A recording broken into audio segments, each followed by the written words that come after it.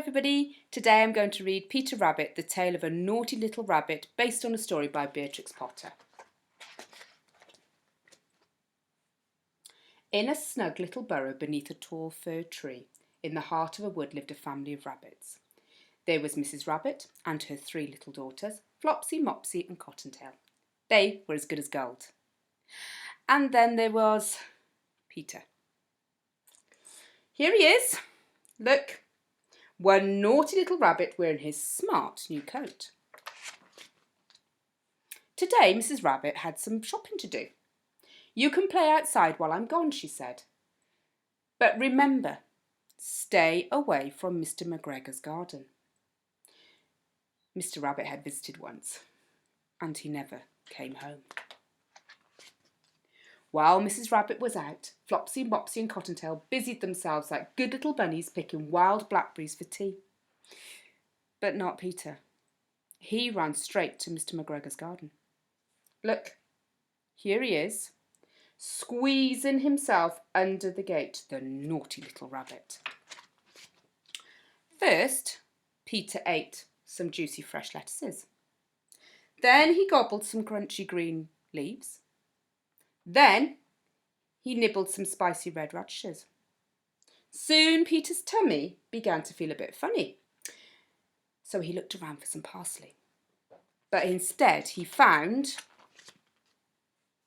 Mr. McGregor. Peter turned and ran as fast as his little rabbit legs would carry him. But Mr. McGregor chased after him, waving a rake and shouting, "Stop, thief!"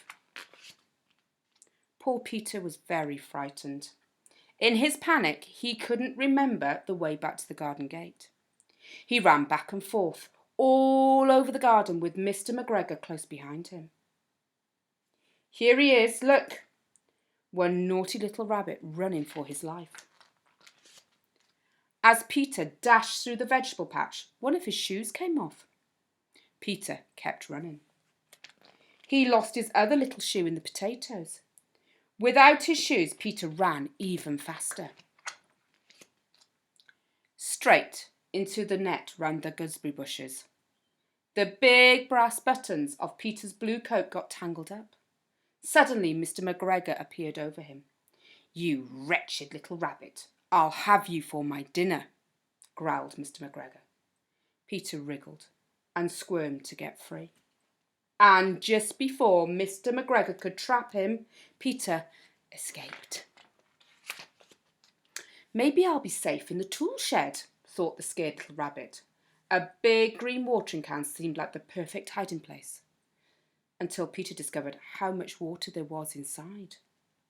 But Mr. McGregor had followed him to the tool shed. He began turning over the flower pots one at a time, searching for Peter. All of a sudden, he heard a rabbity sneeze. Achoo! From inside the watering can.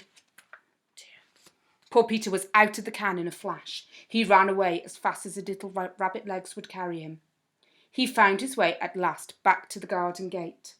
Finally, Peter was safe in the wood again. He ran all the way home without stopping.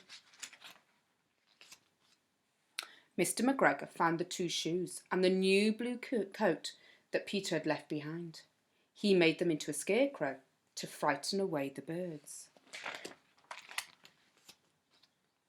Back in the snug burrow, Mrs. Rabbit was not at all pleased that Peter had lost his shoes and his coat. That evening, Flopsy, Mopsy and Cottontail had a delicious feast of bread, milk and freshly picked blackberries. And Peter? Mrs. Rabbit put him straight to bed without any supper, only a spoonful of chamomile tea to settle his aching tummy.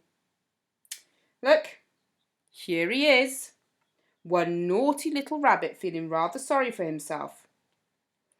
Don't you feel sorry for him too? The end.